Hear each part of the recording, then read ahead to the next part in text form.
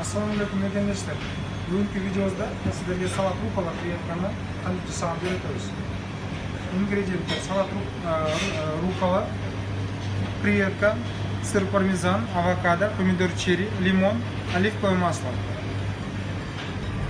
Анда месе біздің креветкабызды даярдап алдық. Біз бұны парда бышырдық. Қаласаңыздар грилде бышырсаңыздар болады. Тур. Біз эми тарелкаға қанты украшение алғанды сіздерге көрсөтөбүз. Руккола, сыр пармезан,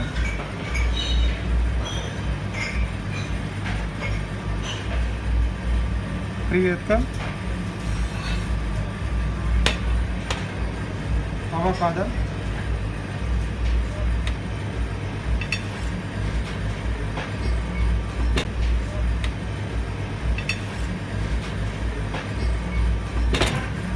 помидор черри, лимон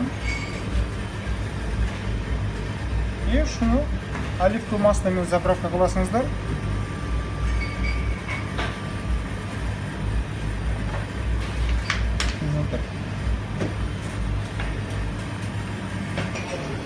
Анда месе бүгүнкү салатыбыз даяр болду. Салат руккола креветка. Үйүңүздөрдө жасап жесеңиздер болот.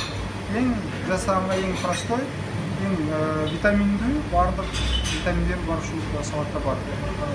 Биздин каналга каттаныңыздар. YouTube'да Манас 88. Биздин видеолор менен бөлүшүп да болот.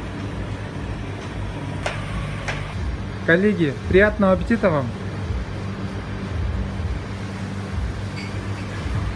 Спонсор нашего канала — неспокойный шеф Бамбу Бар. Как вам, вкусно салат?